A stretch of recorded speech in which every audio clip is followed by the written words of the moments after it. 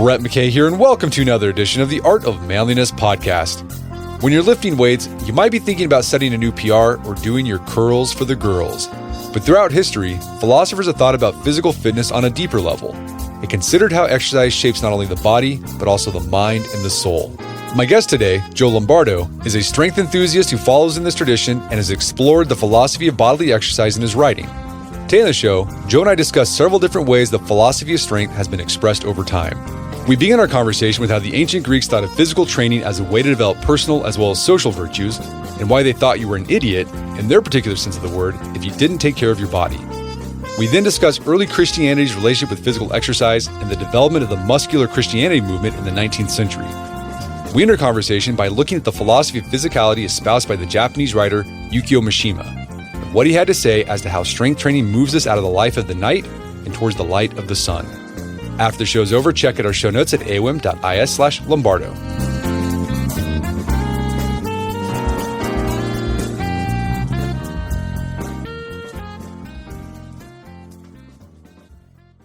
All right, Joe Lombardo, welcome to the show. Hey, thanks so much, Brett. So you are a writer and a strength enthusiast who explores the philosophy behind strength training, bodybuilding, and fitness in general. Tell us about your history and your relationship with physical fitness. Sure. So I just turned 40. I grew up in North Jersey in a fairly pleasant suburb outside of New York City. Good childhood. I remember it being filled with, biking everywhere, playing a lot of pickup games of basketball, football. Never joined the team sport, never really was into it. But I just enjoyed kind of, using my body in that way. And so in some ways, physical fitness was kind of instinctive. And I think that's something that's definitely there when you're a kid. You just sort of use your body and you can wake up from a dead sleep and run 3 miles. I remember that in high school and stuff. And definitely at 40, that's not the case at all. So I sort of began to realize, even during the process, that as I was getting older, went to college, went to grad school throughout my 20s and 30s, that some of that was starting to kind of disappear, some of the kind of physicality of my body. I was finding myself sitting a lot more, whether it's studying or working or anything like that. And I think the seriousness of adulthood unfortunately eclipsed the kind of the joys of childhood activity. And to the point where really it was in my early 30s, I suppose, where I just looked and felt like garbage, to be quite honest. I put on a lot of weight. I was always a cigar guy, but I was smoking way too many cigars, definitely drinking a lot, and just becoming very kind of irascible, not very pleasant to be around. I was doing my dissertation, just not a really good person or human being. And I think a lot of that was just due to the fact that I wasn't paying attention to kind of a long-term goal that I had for myself, both maybe spiritually as well as physically, if you will.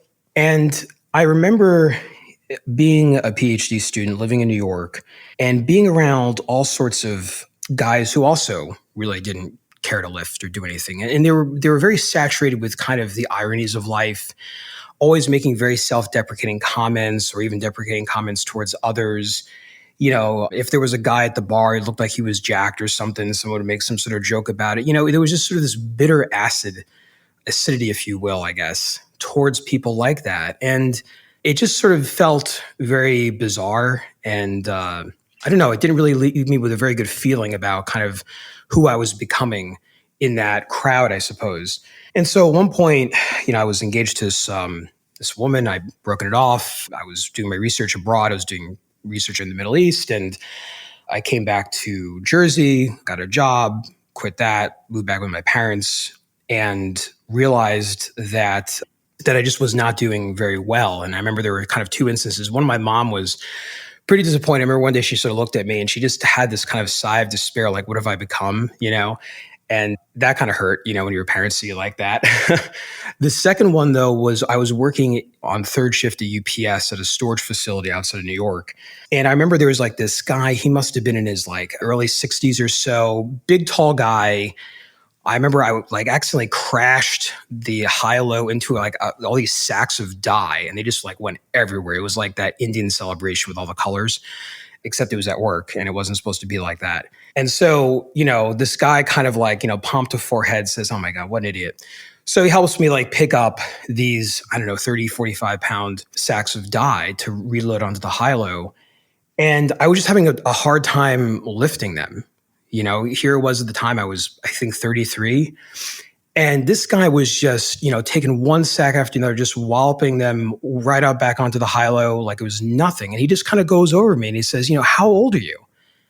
And I said, I'm 33. It's like, you are 1 week 33-year-old. You really got to go to the gym. I mean, this guy was unfiltered. And, honestly, that was probably, although I didn't like to hear it at the time, that was the best thing someone could have ever said to me in my state, because that really stuck with me. And soon thereafter, I really did some thinking, and I had this dissertation. I wanted to finish it. I did not want to be one of these grad students who, had a dissertation for years and years. I wanted to get this thing over with, and I wanted to do it in like a semester, which is unheard of typically, although it can be done. But that's how desperate I wanted to be out of school and to really turn my life around. So after that, I started going back to the gym, and probably like first time in, I don't know, maybe 7, 8 years. In doing so, I started to kind of, cut down on some of the habits. I had no idea what nutrition was or dieting or anything like that. I just started lifting. And of course, I had no technique. I had no idea what I was doing. And so that's when I kind of started to, go online and look up stuff in these different communities. And I very quickly realized that the people that were into stuff like bodybuilding or powerlifting they just seemed to be like, had this almost like saccharine sense of happiness, which I found so irritating at the time. They almost seemed too happy and positive. And at the time, like I said, I was sort of in this crowd where it was sort of the brooding intellectual type. And I just didn't like it. It didn't really speak to me. But at the same token, the more I was exposed to it, the more I kind of read up on their protocols and stuff, the more I realized, I can kind of see why they have this sense of mirth. And so when I would go back to class, or I'd go to some place where I was writing and maybe a friend was there, that sense of excitement just wasn't echoed, I suppose. It's kind of like you pick up a new hobby and you're excited about it, but your friend's like, okay, cool, man. Like, that's great. They don't really share the same excitement. That was kind of like with me and lifting. But it felt like it was more than a hobby. It felt as if I was transforming my life. And I think a lot of guys feel that way when they start seriously lifting. They feel like they're on this precipice of change in themselves. And I remember at one point, I was picking up some papers in my department in the city, and this one friend, young woman, had saw me, and she says, oh, I heard you start working out. And she kind of rolled her eyes and she said something to the effect of, oh, that's so hyper masculine. And, it just, at the time, at the time I was annoyed, but I sort of laugh now because it's such a silly term. I mean, who wouldn't want to be more masculine than they are? But at the time it was seen as kind of a derisive remark. And I thought, this is, I realized I was sort of coming to the point where these weren't really my people. And I really wanted to unmoor myself from that particular coast of thought and to really start to explore this other side, even if I didn't necessarily jive with the kind of happy-go-lucky sort of attitude of the online bodybuilder community. I felt like it was a lot better than being miserable and being this kind of, arrogant intellectual type, I suppose. Okay, so this experience you've had, you started feeling better, not just physically, but also, you can say spiritually, emotionally. That caused you to start exploring, like, what's going on there? Maybe philosophy can help me explain, like, why I feel better in my soul when I started exercise. Yeah, it's interesting. There's a quote I remember reading a while ago by Emerson. It goes something to the effect of like, God offers to everyone his choice between truth and repose. Take which you please, you can never have both. And so I began to kind of think, well, that's interesting. When I was kind of reading and writing and studying and all that stuff, right? You always want to get to the truth of things. And that was a very active sense of exploration. It gave me a lot of pleasure. It still does. But at the same token, isn't that physical fitness, right? Isn't that also in some ways tending towards something that we could consider as, the truth of the body, or somatic truth, if you want to be like, I don't know, fancy about it. And the more I kind of looked into it, I saw sort of two camps at play. One was the kind of, antibody body camp within academia. So these are people that are interested in, the body, calling it stuff like the meat, for example, is a term sometimes they use in academia instead of the body, which is, again, kind of weird and derogatory. And they just see the body as something that's just there, and we can change it as we please, and we're always kind of reinventing ourselves. And it just seemed to me very banal. It was also a discussion mostly revolved around the sexualization of the body. It didn't really have much to do with the active body, which was what I was interested in. On the other hand, the place where I felt as though the body was being spoken of in terms that I can understand was Greek philosophy. What's sort of interesting about the Greeks, and in particular, Plato and Socrates and folks of that nature, Aristotle, of course, is that they never really wrote long treatises the way philosophers typically do on a certain subject. If you read the Socratic dialogues, most of the time it's about what is the law, what is it to be brave, or what is courage, what is the truth, or what is the best form of government, like the republic, and so on. But there's only snippets or glances of what physical activity is and the importance of it. So it's interesting. You read about it. Pythagoras, for example, was a trained boxer. Socrates was someone who trained every day. He was also a military veteran. Plato's academy was not just a bunch of guys in togas reading books or scrolls, maybe. They were actively engaging in wrestling and sports, sprinting, throwing, javelin, all those kinds of activities. Of the writing that we do have from Greek philosophers on fitness, what were some of their underlying ideas? I mean, let's take Socrates. For him, what role did fitness or training play in living a virtuous life? Yeah, so Socrates was, again, he didn't write a whole lot about it. There are snippets in the Republic. Xenophon's Memorabilia probably is where he talks about it a little bit more, although, again, that was more of a secondary source from his student Xenophon. But really, physical fitness sort of boils down to an ethical imperative or an ethical problem.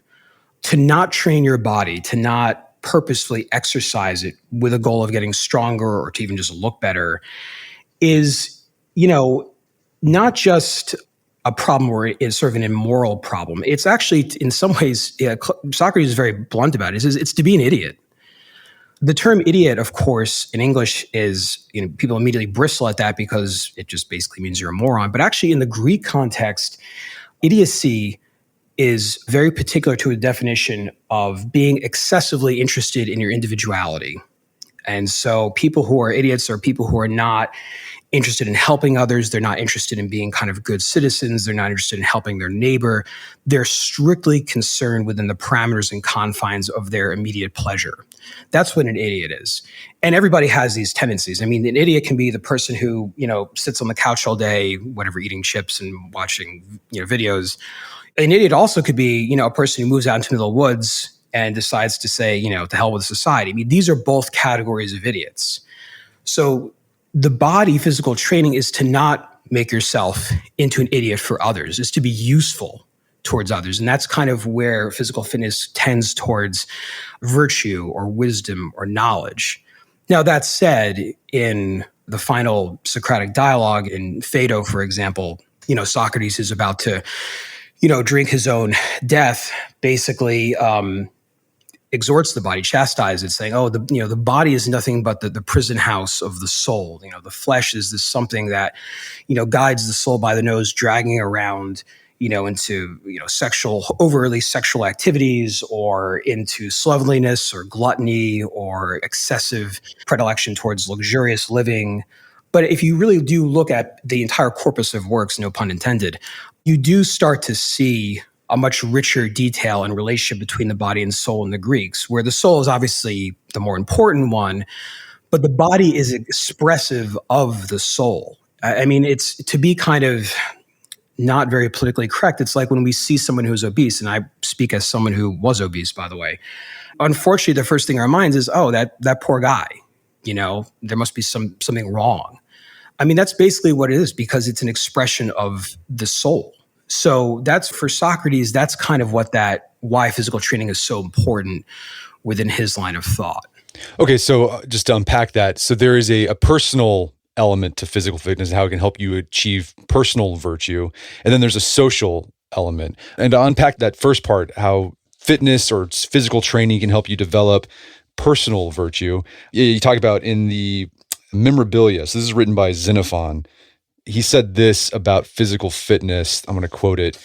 When you aren't physically fit, this is what Socrates says happens. He says, who does not know that even here, many greatly falter because their body is not healthy?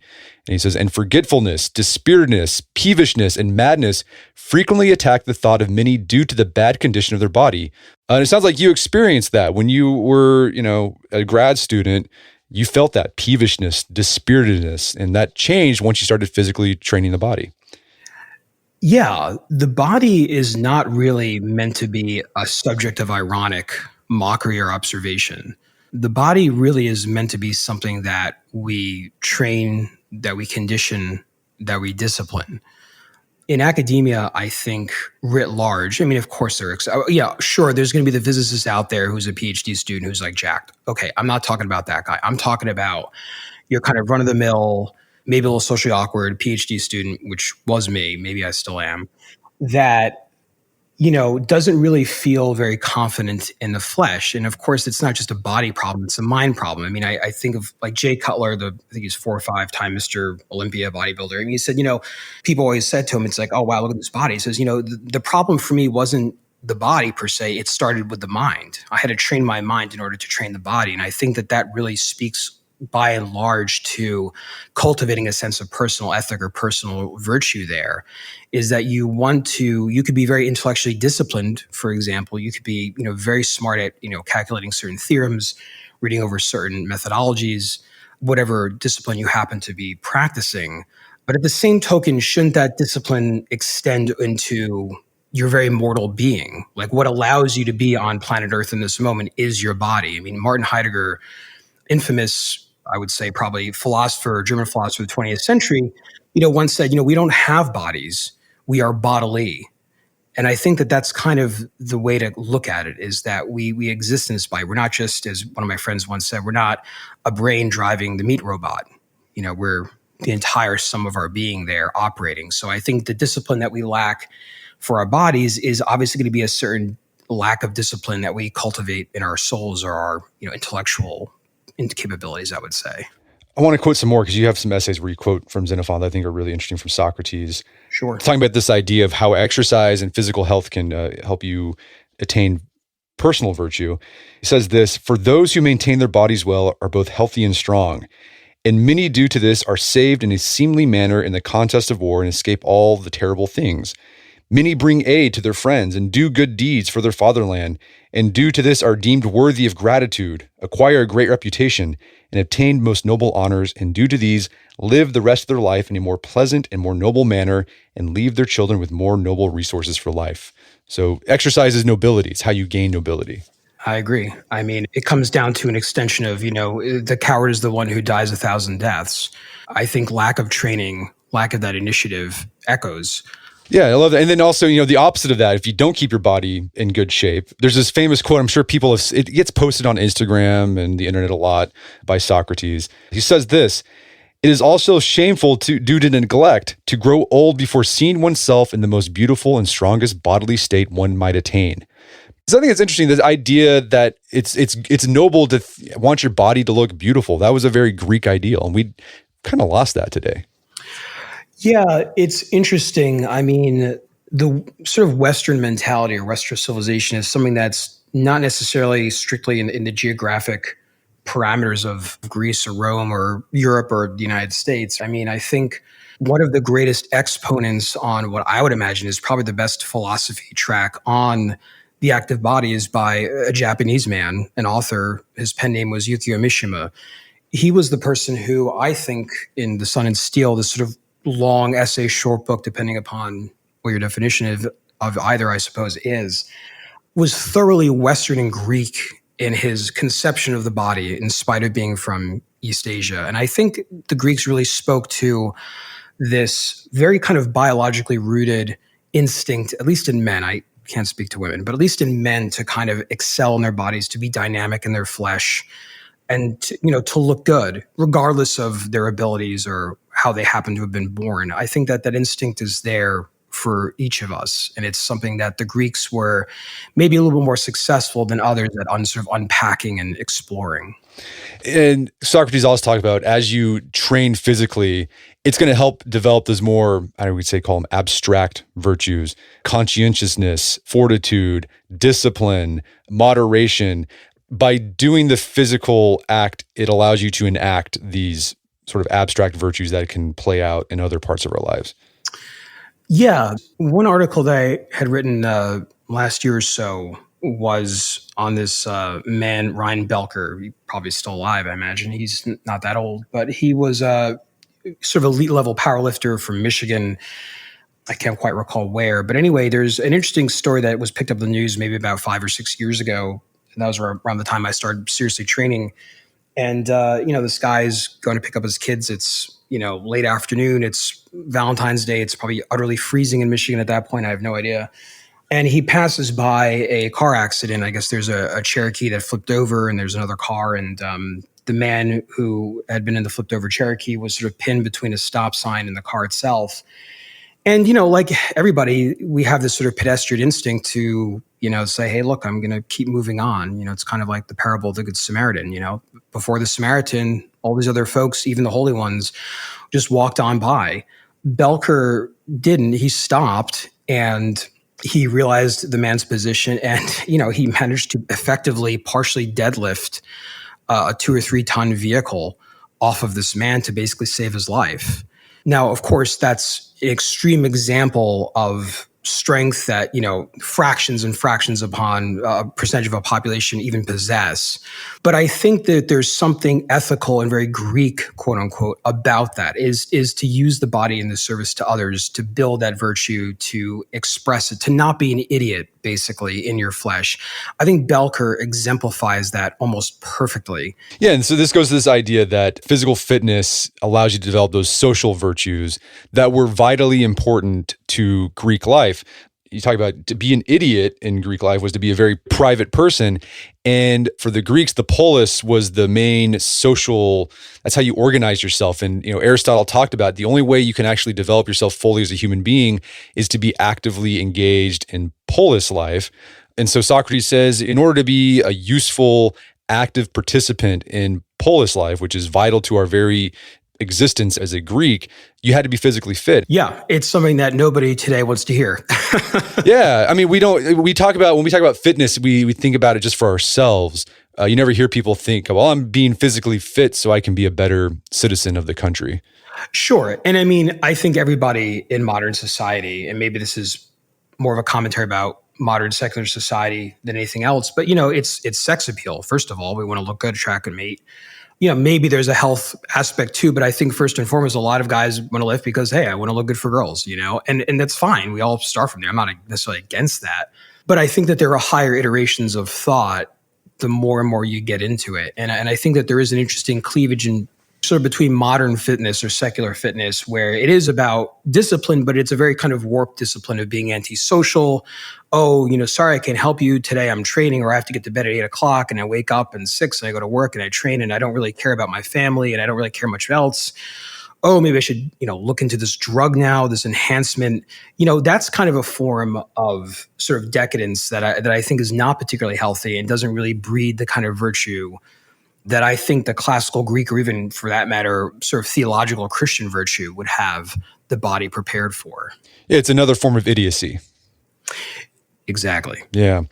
I think there have been periods in at least American culture where this idea of physical fitness was seen as part of being a good citizen, back in the 60s, JFK, that whole, we got to get fit, the soft American. And usually that happens during times of war where there's like this idea, okay, we might have to go to war against the Soviets. So we need to have a citizenry that's able to do that.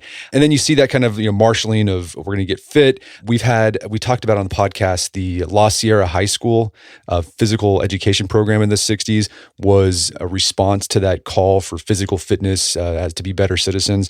But typically it fizzles out and we just go back to just focusing on the self. So the Greeks, physical fitness was a way you can develop your personal virtue, your social virtue. The mind and body were not separated. The Greeks thought they were connected, healthy mind and a healthy body. What about the Romans? Did the Romans have a philosophy of physical fitness? The Romans, I think, it's interesting. I think when you talk to people who are, and I'm not an expert in like Greek philosophy or something, but I think when you talk to people who are, the Romans are sort of like at the bottom of the ladder there. The Romans didn't have, I think, a real complex understanding of just even an approach to philosophy. relative to the Greeks. And I say that, by the way, as like someone who's of Italian descent. So I hate to say it, but the Greeks were far superior than Romans were. For them, physical fitness was military training. That's what it was tended towards. Yes, of course, there were some that did become fascinated with, the kind of Grecian ideal of aesthetics and beauty and all that stuff. And they were often kind of taunted or made fun of in Roman society. Romans saw the Greek understanding of fitness as effeminate. And Romans thought it was more proper to war, to become proficient in javelin throwing and sword play and that kind of thing. I think in some ways it's unfortunate because I think really the Greeks stand out amongst really all civilizations as being those who tended to take play and sports seriously. I mean, you think of the Olympic Games. The Olympic Games united the entire Hellenic world. In fact, they induced peace treaties and ceasefires. If they knew that one warring sitting state had athletes from another come over, they would stop battle, they would cease fire, they would let them pass, the enemy's athletes pass through unharmed. So it's a real interesting ancient civilization that way, where I think you see it in probably most other civilizations, maybe East Asian, Aztec, where there's always sports and games, but the Greeks or Romans for that matter, but the Greeks just had a much more intense philosophical explication of that. So for me, the Romans never really impressed me. I know that there are probably a lot of Ryan Holiday fans out there. I just can't get into them. I think also too, because I tend to get my sense of ethics and purpose and stuff. I tend to see that more in my Christian faith, I guess. So for me, I'm not interested so much in what the Stoics felt is how we should approach life, and so much as I feel I should be doing sort of God's will for my life and what he wants me to do. But again, I'm sure there are people who are Christians who love the Stoics, and I'm happy to stand corrected, but I tend to see them as a little bit distant from my interests, I suppose. Yeah, the Stoics would use fitness analogies to explain philosophy. They talk about you have to be like a wrestler or a runner training. You have to take that same approach to your own philosophical development and training the soul. But they don't say too much about exercise itself. And I like that idea that you talked about how the Greeks injected this idea of play into their fitness or their exercise. And Edith Hamilton wrote a really good book about the Greeks where she captures this, I think, really beautifully. She describes a culture that's vital. It's effervescent, it's fun, but also serious at the same time. It's just alive. For sure. Yeah. No, there's something unique about, I think, the Greek experience and their natural curiosity that is really unparalleled. They didn't look around the world and just adapt themselves to it. I think they tried to really see the world as a means to propel themselves to become better and more virtuous. So I think that's fairly unique. We're going to take a quick break for a word from our sponsors.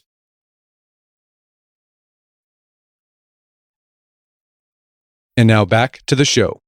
So in a couple of essays, you've talked about how you return to your Catholic faith, and you mentioned how you've been thinking about fitness and faith together. Let's talk about that. Like, what was the early church's view on physical fitness and taking care of the body? Yeah, pretty negative. Unfortunately, I will have to say that when the Greeks were becoming Christianized under the Byzantines, one of the things that I think it was maybe Theodosius II, someone maybe could verify that, he basically had outlawed and banned the Olympic Games because it was a form of pagan worship. And it had pagan rituals to it. So anybody kind of associated with the Olympic Games or training and stuff like that, also like, even though, Paul writes, for example, in the New Testament about, faith is like running a race and, talks about the body as a temple of the Holy Spirit, all these things. Obviously they knew of athleticism in similar ways that the Stoics were quoting about, comparing training to training the soul. There was some of that a little bit, to a less extent, certainly in the New Testament. But the early church was not really much of a fan of that, to my disappointment, I think, initially. Maybe there were some exceptions. Yeah. So speaking of Paul, I know, Paul, before he was Paul, he was Saul, and he was a Roman citizen, and he was trained in Roman philosophy. So, he knew Stoicism, and I'm sure he took these Stoic lessons he took and these analogies of physical fitness and training the soul and brought that into his epistles. Another thing that was going on too with early Christianity, highly influenced by Platonism, particularly Augustine. So this idea that the soul is the most important thing, the body not so much, and that probably got mixed into that as well. I think too, what's important though is that very early on, and even today, some would say, the Gnostic tendencies were very strong in the ancient world. Those were one of the first heresies in the first century that the early church had to sort of combat. Basically thinking that the material world was inherently sinful. The flesh was kind of a sinful punishment. It's all about kind of liberating the soul from the flesh. And so the church did have to very strongly rebuke this line of thinking that was coming out of Egypt at the time. And so they had to kind of posit the body as, to be, as St. Thomas Aquinas says, to be is good. To have a body is great. We have to sanctify the body. Of course, we have to do things with it. We don't just have a body and then that's it. There are things that Christians, have to do with their body. And of course, a lot of it tends to be, not just sort of ritualism, but also, sexual purity and things of that nature. But I think that as an extension of that, certainly physical fitness being helpful, being, carrying one's cross, for example, if you will, all these kinds of like physical and spiritual tasks.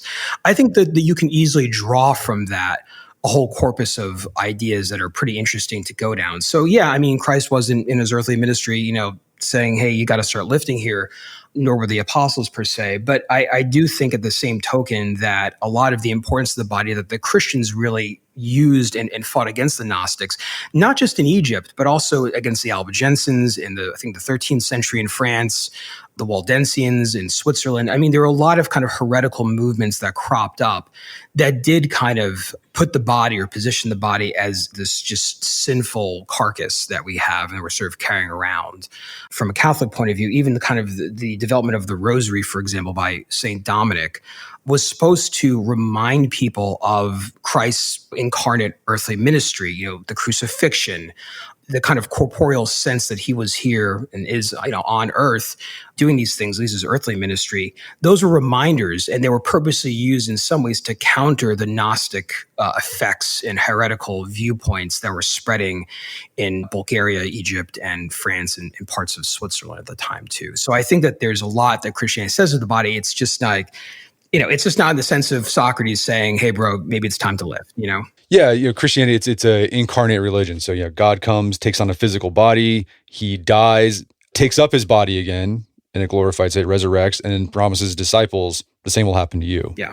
Okay, so for early Christianity, physical fitness, exercise, kind of like, well, body's good and bad. We have to use it for good purposes, but you don't need to be fit anytime training it specifically. When do you see that change in Christianity? So I can't speak to like a long breadth of history. I will say that I think one of the more noteworthy periods that some folks know, Brett, I'm sure you're aware of too, is this whole muscular Christian movement that was sort of emerging in the latter half of the 19th century, particularly in the Anglophonic world in England. So, at that point, you're kind of at the sort of high golden arc of industrialization. Anglicans in England were noticing that the men populating their pews were fairly sallow, looking kind of exhausted, just didn't seem very virile, if you will. And so there was this big discussion within kind of like high church Anglicanism about, well, like, what do we do about this? Like, men are kind of losing the very, physical aspects or attributes that it is to be a man. And so there's a lot of heady debate, I'd say mostly amongst the Protestant world. Interestingly enough, the kind of Catholic iteration comes from a man, St. John Henry Newman, who is Anglican. He converts to Catholicism. And he wrote a book on university and education. And one of the things he does is he sort of picks up on these debates. And he says, part of a proper education is to have physical fitness and the kind of spiritual importance of that. So the 19th century was a time of kind of spiritual and religious zeal. Of course, that's when you have like Coubertin, who starts to resurrect in his idea the Olympic Games. You start to have all these like, old-timey health clubs and strongman stuff. Eugene Sandow is around at the time. All these kinds of, in some ways, critiques of the effects of industrialization on man's spirit and body. I think fitness is there, or that industry comes as sort of an answer to that, and also to, make a buck off of it too, for that, no doubt. Yeah, so we did a whole like a sort of mini book about the muscular Christianity movement. It's a really fascinating period.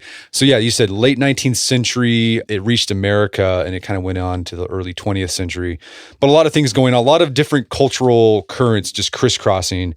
And so yeah, muscular Christianity movement, that's what gave rise to the YMCA. the Young Men's Christian Association, what was developed in the YMCA. Basketball was developed there. Volleyball was developed there. You see churches starting church leagues, not just Protestant churches, but Catholic churches. You also see this in Judaism. A lot of synagogues were starting basketball leagues. Boxing gyms would be at these places, and they were seen as a way not only to inject some more virility in the church, but it was like a missionary arm of the church. Is how you could get young urban men who might have been, committing crime. Well, let's get them to church boxing and maybe they'll come to the pew as well.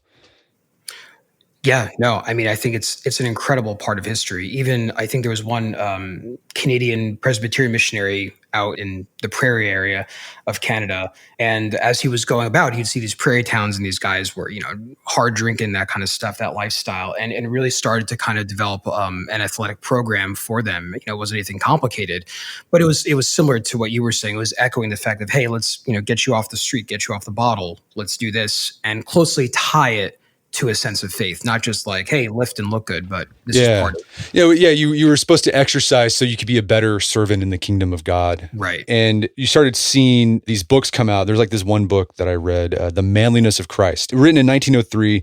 And it just talked about how, Jesus was actually this really manly dude. He wasn't this sort of effeminate, kind of wafy looking guy you see in stained glass. He was actually really manly. And they'd look at the Bible and the New Testament stories and say, look how Jesus, he fasted for 40 days and then was able to battle the devil. And then he was able to just walk all over Judea and, deal with thousands of people and healing them. And he had the stamina to do that. And so we need to be like that. In order to do that, we have to exercise so that we can go forth and spread the gospel. And then you brought in the progressive movement into this, in the social gospel, where we had to not only develop ourselves spiritually, but the goal was to go out and change the world, bring the kingdom of God here on earth through missionary work, through eliminating poverty, increasing literacy, and improving health.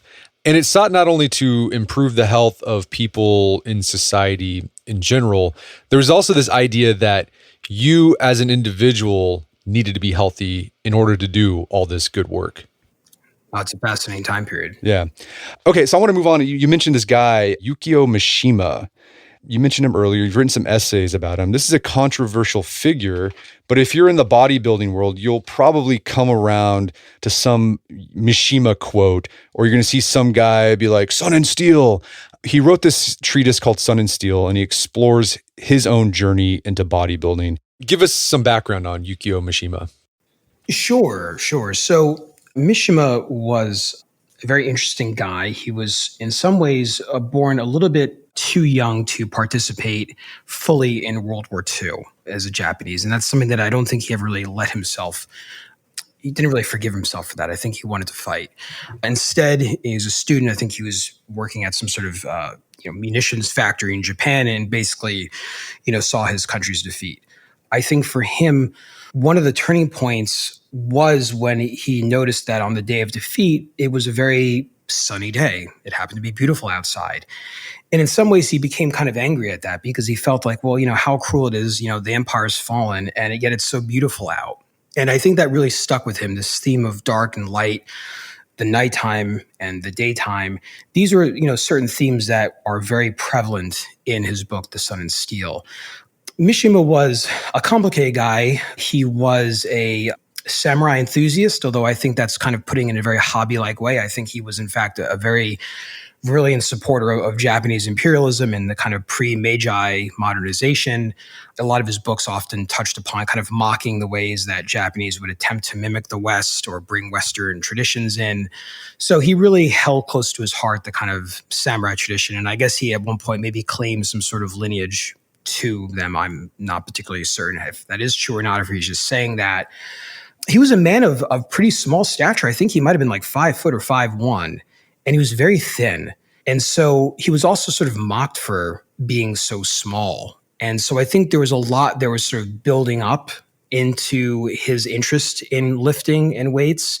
I don't think it was a pure intellectual adventure. I think it was also a confidence building exercise. But he was first and foremost a writer and poet. He was also gay. He was someone who, certainly struggled, I think, with that in some of his books. That becomes evident. And all this kind of transpires for him maybe in his 30s or so, probably around the same time I started lifting, and maybe a lot of people do often, when he realized that he sort of become a man of the night. He was up late night reading, burning the midnight oil. This is all things that he documents in The Sun and Steel. And, for me, I think, to be self-referential, I suppose, I saw a lot of that when I was doing my PhD. It's just a lot of burning the midnight oil, not really getting good sleep up until 3 a.m. writing, drinking coffee, maybe having a cigarette or a cigar or whatever have you. And, not really wanting to go into, the daytime, really to more enjoy the night and to kind of find a lot of intellectual productive activities then. So I think for him, he was very much a creature of the night there. Eventually, I think he comes to a point where he wonders to himself in the essay, why is it that with words they can soar to the greatest heights, and yet here my body still remains, as it were, in a room, not going anywhere. And I think he saw this sort of dissonance between, poetic flourish or metaphorical flourish against that of his body, which was just this very skinny thing. And I think he wanted to make that commensurate. I think he wanted to kind of rebalance himself in that way. So for him, he was already very fluent, obviously, in writing prose, but he was not very fluent in what he would call learning the language of the flesh. And that is to train the body with steel, or what obviously in America we would call the iron. So there's a lot of things there. So just to talk about, he was a good writer. He was actually considered for the Nobel Prize in Literature, I think 5 times for some of the stuff he wrote. So he was a very good writer. This idea of the nocturnal life, I mean, I think that perfectly describes this, it was like the life of the mind. He talks about it's just like, I was just inside my head. And it sounds like when you were a grad student, you were there, and like your other grad students were just like inside their heads. And that's as far as it went. You, like you said, you could do these amazing, lofty things with words, but then when you actually looked at your lived experience, it was like, something's not matching here. Something's off. Yeah, for sure. For sure. I think for Mishima, there was something very noble. As I mentioned before, he's a very thoroughly Greek thinker when it came to the body. And a lot of his books, which are fantastic, I think he actually might be my favorite author, at least close to it. Just an incredible writer, or he's just got very good translators. It could be both. But he talks a lot about the Greek understanding of the body. He has an incredible grasp on Western literature and culture. He's East Asian, obviously, but he doesn't really have a lot of reference to what Buddhism or Eastern thought might say to it. In fact, he even characterizes learning the language of the flesh as almost kind of revivifying a dead language like ancient Greek or Latin. And he talks about sculpture. Of course, that's the eternal metaphor that every guy who lives uses. Is to like be a self sculptor, is to carve yourself out of the flesh, the fat, and all that stuff. So he has a very kind of interesting outlook. The sun is something that at first presents itself kind of as an enemy. It's very merciless. The sun comes up. It doesn't matter what happens or what is happening. It's still out. It's still a gorgeous day, whether it's your country's defeat or whether you're just this kind of, slovenly grad student or writer. There's something that he wants to bear himself towards, to kind of ascend to the heights. And I think that that's kind of the metaphor of the sun. It reveals all. In one of my essays that I write about, there's something interesting about kind of fashion, even athletic fashion or athleisure, they call it, where there's kind of a sleight of hand going on with some of these kind of trends. For Mishima, it's like exposing your body, its muscles in the sunlight. People will see, the imperfections, they'll see the beauty of it, that which you've wrought from your training. And I think that there's something incredibly invigorating about building your body and being able to kind of look good. So I think that's kind of what he meant by learning the language of the flesh, was to explore the threshold of his body through struggle, through pain, exactly how the Greeks thought of it in their concept, like agon, or what we get agony or agonistic, which of course is very negative in English language. But agon meant struggle. It meant something that you encounter to reach a higher plane, to explore something else. And Mishima's concept of pain is thoroughly Greek in that way. All right, so pain is how you learn. It's a way to reveal who you are. Yeah. Yeah. This idea of this language of the flesh. There's an intelligence inside of our bodies, not just in our head. You talk about how this is similar to what Nietzsche wrote in Thus Spoke Zarathustra. He says, "You say I, and you are proud of this word. But greater than this, although you would not believe it, is your body and its intelligence, which does not say I, but performs I. Yeah. I mean, I think this goes back to a very banal truism that we all hear. It's, actions speak louder than words, I Yeah. suppose. And then this idea that what Mishima found in the steel or pumping iron and building your muscles, he had this to say about what it can do in kind of training or helping you learn the language of the flesh. It's a great quote. He says, "The steel gave me an utterly new kind of knowledge, a knowledge that neither books nor worldly experience can impart. Muscles, I found, were strength as well as form, and each complex of muscles was subtly responsible for the direction in which its own strength was exerted, much as though they were rays of light given the form of the flesh. For me, muscles had one of the most desirable qualities of all. Their function was precisely opposite of that of words." Yeah, what an incredible quote. I mean, talk about the power of words right there, right?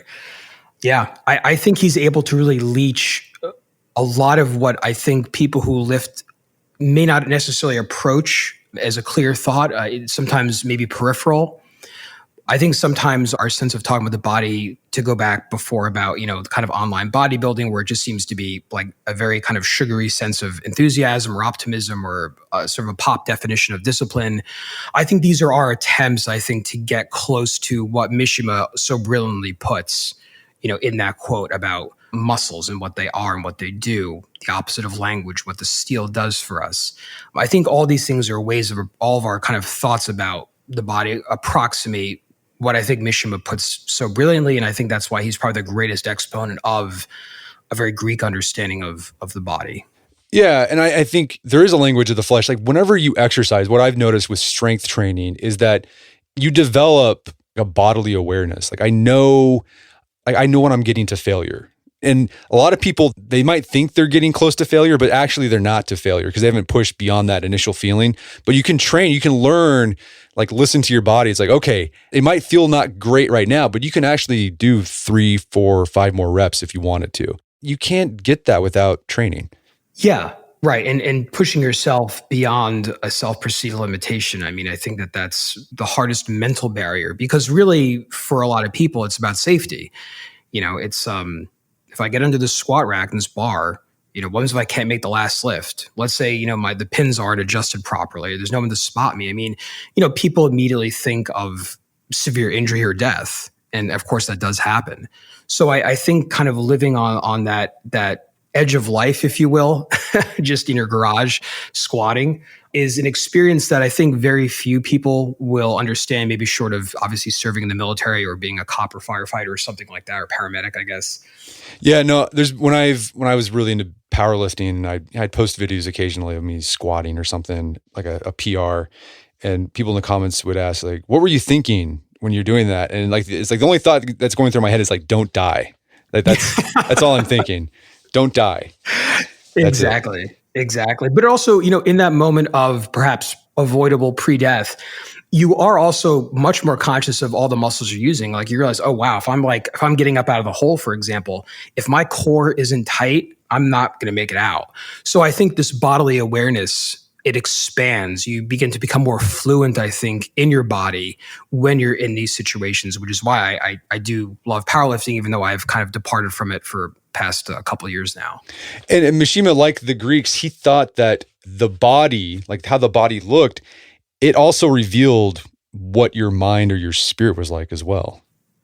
Yeah, for sure. And I think that whole beginning part of the essay where he's sort of emerging out of this sort of intellectual cocoon of the night, if you will, I think that that's just extremely apt, not just for, a writer like him or a grad student like me, or I was a grad student, but really for anybody who just, has that kind of profession where it's a lot of sitting and thinking. I think a lot of people can identify with that. So Mishima, he was a Japanese romantic.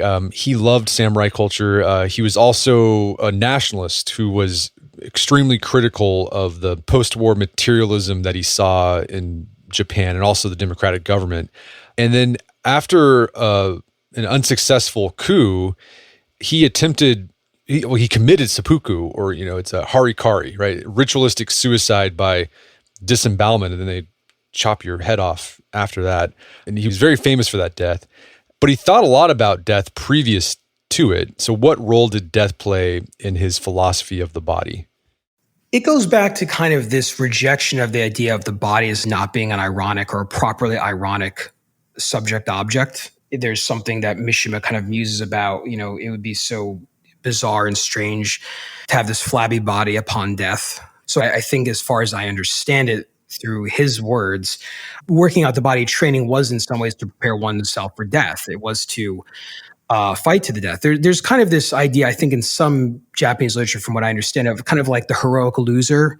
It's the samurai that fights to last breath and then he dies, by the sword of the enemy or something like that. There's that theme, I think, that's fairly rife in certain literature in Japan, from what I understand. So I think he was sort of tapping into that aspect. It would just be kind of like weird or silly to have like this like big fat guy and he's holding a sword trying to defend himself. Like, I think that there's less of a romantic image versus a guy who's like, jacked or something and he's, fighting to his last breath. I think that's kind of what he's getting there too. So to have a trained body is to prepare oneself for the final fight, for effectively to fight to the death. Maybe Socrates would get that, right? Didn't Socrates say, or someone said, like, philosophy is about preparing for death, preparing to die? It is, and this is something that I think too. When you look at Mishima's writing here, when you look at the Socratic ideas as well, something that Martin Heidegger talks about in various areas of being in time is that we live in a society that avoids talking about death. We live in a society that just assumes that death isn't there, that we're about full maximal enjoyment. And so what happens is that if we don't have this clear understanding that we will die and that that's something that we should think about, life becomes whatever you want it to become. It doesn't have really a purpose. It becomes very amorphous. And in some ways, it becomes very destructive, ironically. So I think for Mishima, having that clear aim of having a body to fight and prepare it for death gives him that resolve and discipline to then train, similar to how the Greeks, or even the Romans for that matter, to train to be able to fight the enemy, to go towards death. At one point, I kind of took a lot of these ideas so seriously, I ended up joining a fire and rescue academy in Virginia because I wanted to really test my mettle. And I was probably the oldest guy in the academy at the time. I didn't pass because I actually injured myself doing deadlifts, ironically. But I did notice something, though, that in those kinds of like sort of paramilitary or somewhat martial environments, PT or going through evolutions, these were things that for the most part were not fun at all. They were extremely taxing on the body. They were exhausting. And it wasn't like, when I was like training where I can just stop and I can get a glass of water or something like that. You had to keep going on and on. And so oftentimes I would think about Mishima, most of the time thinking about God because I wanted to just get through the day. But there was something about that martialness of the body that did kind of help push me through until I eventually did get an injury. So I often wonder what that's like for other folks who, went through those academies or in the military and what their perspective is. And I think it mirrors closely to what Mishima kind of goes about. So how has looking at exercise through a theological, philosophical lens, how has it changed how you approach your own training? Very, very simply, it's just that the limits that I think I have aren't really limits. They're kind of, reprieve on climbing the mountain. It's to stop temporarily, but realizing that there's more to go. It's to, in some ways, step out of the immediacy of my own comforts, of kind of what like Socrates would say about the flesh, where kind of just, it's always looking for the next high, if you will. And it's to kind of pick myself up, sort of, physically pick myself up, but also spiritually or intellectually pick myself up to kind of keep going a little bit more. And I think the quote that you had passed by Socrates, from Xenophon's Memorabilia, it's a shame for a man to grow old without seeing the strength and beauty of which his body is capable, that famous kind of like bro lifting quote. I think it's amazing because I think that also gives me kind of fuel and sustenance to go on there. So it's nothing incredibly worked out in my mind. It just provides morsels of intellectual nourishment on days where I either do not want to lift, or if I'm lifting, I want to stay safe and not lift as heavy. I guess that's for me what the importance of how that relates. And in terms of just bodybuilding in general, how that might even, or working out, I should say, works on the opposite end of my life, I guess my day job, so to speak, is that, you have to kind of, it pushes you a little bit more. You're healthier. I see a lot of folks get into just eating, garbage food and stuff. And for me, it kind of trains me to be healthier at work, if you will. For me, it makes training, it just gives another dimension to your training. It makes it more fun. It gives it more texture, I guess. That's what it does for me, at least. I think so too. I think that it's awesome too. I have like two friends, Chris and Jason. We're all the same age, all in our early 40s, married, kids and all that. We go to the gym, train, and honestly, it's better than that meeting at any bar or craft brewery or having a cigar even. To me, that's like the most fun I'll have with other guys is lifting with them, joking. And there's just something incredibly uplifting and pleasurable about that I hope to sort of continue on in my life as I get older. Yeah, you got that Greek element of vital play when you're with them. That's great. That's exactly it. Well, Joe, this has been a great conversation. Where can people go to learn more about your work? Yeah, sure. So I co-edit an online journal of the active body. It's called Ultra Physical. It's you can just I think it's ultraphysical.us if I recall. We publish infrequently, but often quarterly, conversations from people who think about the bodies in the way that you, Brett, have been thinking about it, the way I've been thinking about it, adding kind of an intellectual and philosophical capacity.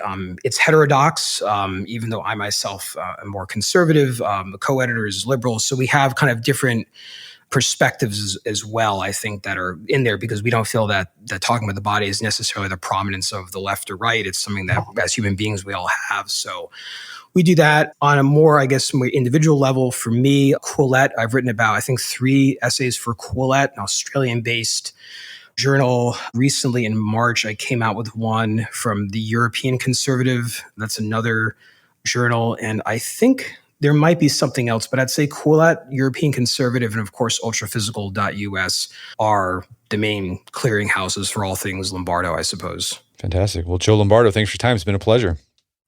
Brett, thanks so much. Appreciate it. My guest today was Joe Lombardo. He's the editor of the online journal Ultra Physical. You can check that out at ultraphysical.us. Also, check out our show notes at aom.is/Lombardo, where you find links to resources where we delve deeper into this topic.